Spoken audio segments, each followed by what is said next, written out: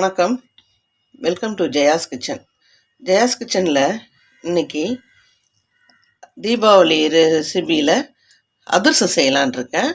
1 kilo பச்சரிசி கழுவிட்டு ஊற வச்சுருக்கேன். ஒரு 2 மணி நேரம் 3 மணி நேரம் ஊறினா போதும்.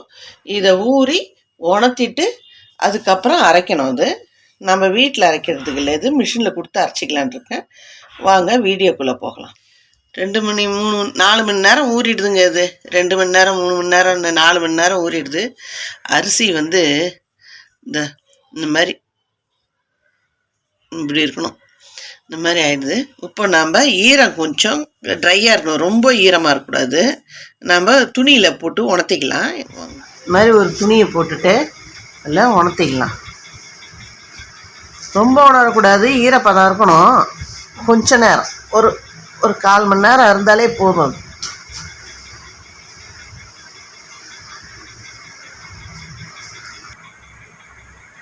அரிசியை இப்போ ஒரு 15 நிமிஷம் ஆயிடுது.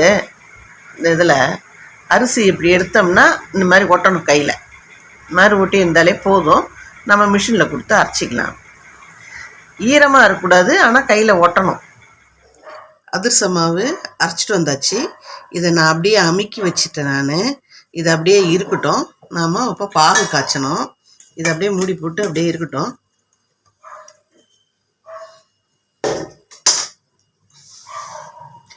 ஒரு கிலோ அரிசி மாவுக்கு 3/4 கிலோ வெல்லம், பாகு வெல்லம் தான் இது.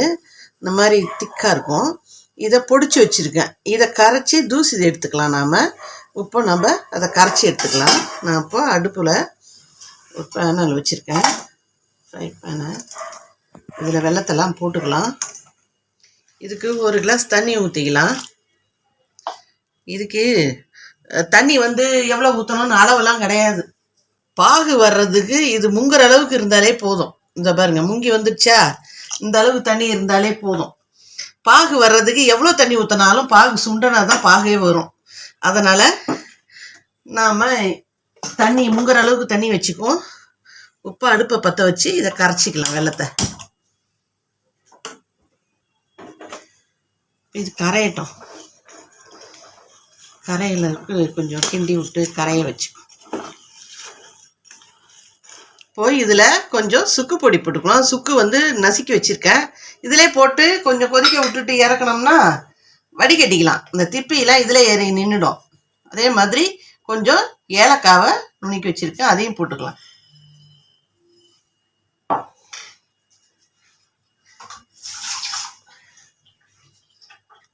கரைஞ்சிது வெல்லம். நம்ம இப்போ வடிகட்டிக்கலாம். அடுப்பில் இந்த மாதிரி வெயிட்டான பாத்திரமாக வச்சுட்டு, அடி கனமாக இருக்கணும். அந்த மாதிரி பாத்திரமாக வச்சுட்டு பெரிய பாத்திரமாக வச்சுக்கணும். ஏன்னா மாவு போட்டு கிண்டும் போது பத்தாது. அதனால் பெரிய பாத்திரமாக வச்சுப்போம். இப்போ பாகை வடிகட்டிக்கலாம்.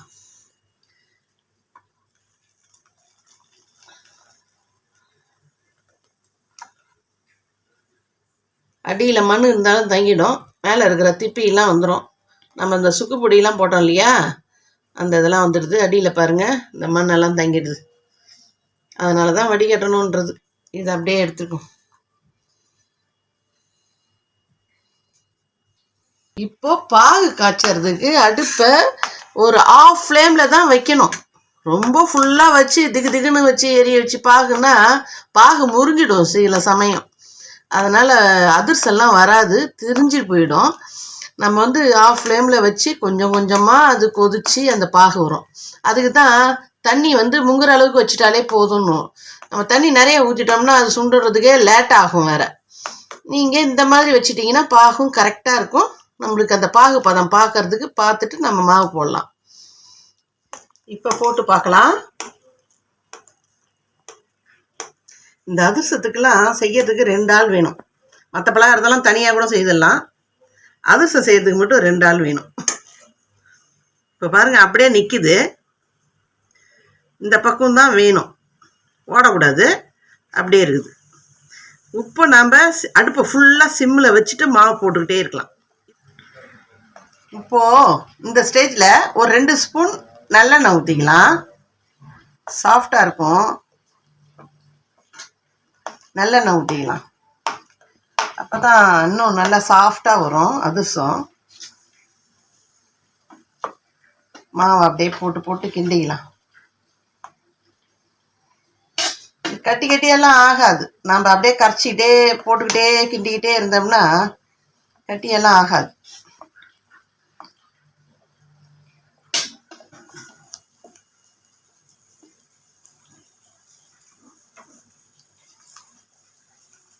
மாவு பதம் வந்து இதுதான்.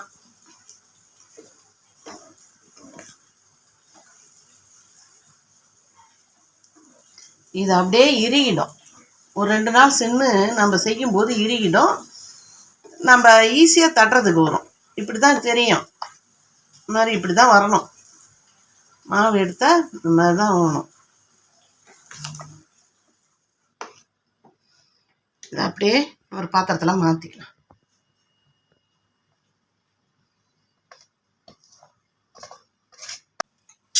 பாத்திரத்தில் பிடிக்கல பார்த்தீங்களா? இந்த வெயிட்டான அடிகனமான பாத்திரத்தில் வச்சோம்னா பிடிக்காது. பாருங்க, மாவை ஊற்றி வச்சுட்டோம். இதை இப்போ ஒரு 2 நாள் சென்று ஆறுனதுக்கு அப்புறம் தான் மூடி போட்டு மூடக்கூடாது. ஒரு துணியை போட்டு வைக்கணும். இதை பாருங்க, மாவு உப்பையே நான் கையில் எடுத்து இது பண்ணும்போது உருட்டலாக வருது. நல்லா ஆறிடுதுன்னா அழகாக வந்துடும். மாவு அப்படியே தட்டுறதுக்கு நல்லா ஈஸியாக வரும். அதிரசம் மாவு ரெடி ஆகிடுது. அன்னைக்கு ஒரு 2 நாளுக்கு முன்னாடி நான் இதை முன்னாடியே செய்து வச்சுட்டேன். நான் இப்போ இந்த இதை வந்து இப்போ அதிரசம் போட்டு எடுத்துக்கலாம்.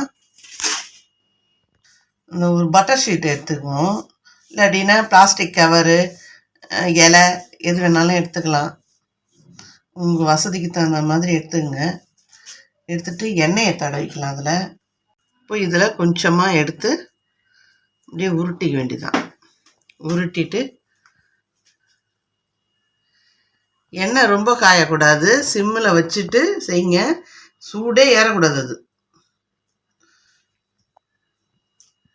இந்த மாதிரி தட்டி எடுத்துட்டு இதை அப்படியே எடுத்து போட்டுடலாம்.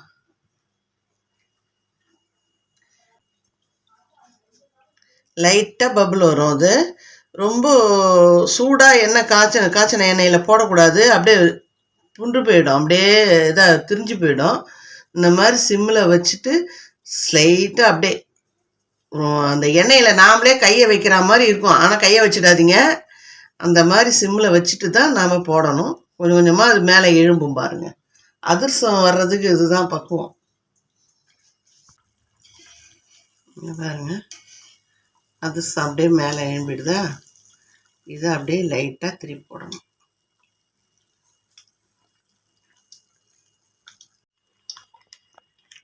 இந்த மாதிரி மேலே எழும்பும் இன்னொன்று போட்டுக்கலாம். அது அடியில் இருக்கும். அது இப்போ இந்த சலசலப்பு அடங்கு வந்தும் அது மேலே எழும்பும். அப்படியே நம்ம எடுத்து பிழிஞ்சிக்கலாம். இந்த மாதிரி கட்டை இருந்தால் பரவாயில்ல. உங்ககிட்ட கட்டை இருந்ததுன்னா அதை வச்சு யூஸ் பண்ணிக்கலாம். அப்படி இல்லைன்னா தோசை கரண்டியாலே செய்துக்கலாம். இப்போது இது ரெடி ஆகிடுது. இதை திருப்பி விட்டுக்கலாம். பாருங்கள், அப்படியே அழகாக பூரி மாதிரி உப்பி வருது பாருங்கள். இப்போ வந்து இந்த மாதிரி தோசை கரண்டியில் உங்களுக்கு வச்சு ஹீட்டில் வச்சு இப்படி செய்ய முடிஞ்சால் செய்யுங்க. இல்லாட்டா தனியாக எடுத்து வச்சு பிழிஞ்சிங்க. இந்த மாதிரி செய்யறதுக்கு பழக்கம் இருந்தால் செய்யுங்க. ஏன்னா ஸ்லிப் ஆகும் சில பேருக்கு. அதாங்க, இப்படி தான் இருக்கணும். இப்போ இன்னொன்று காட்டுறேன் நான்.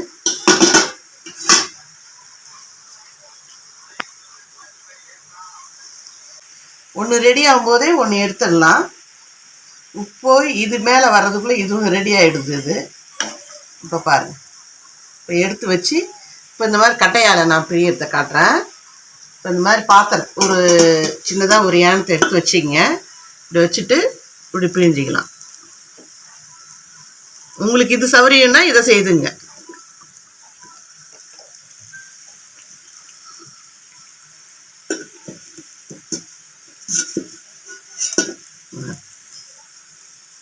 அதிரசம் சூப்பராக வருது பாருங்க. ஒரே ஆள் போட்டு எடுக்கிறதா இருந்தால் அந்த மாதிரி செய்துக்கலாம்.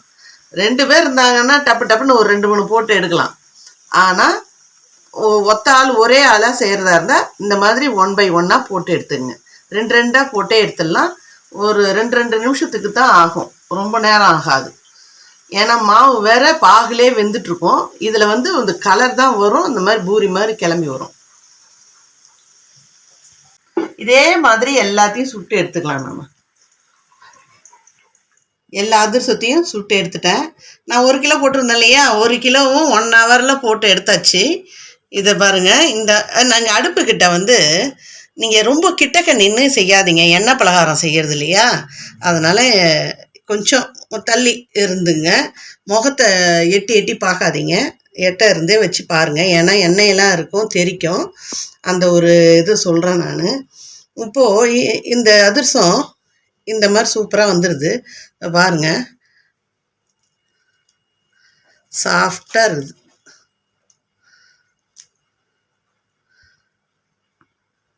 புட்டோம்னா அவ்வளோ ஈஸியாக புட்டு வருது பாருங்க.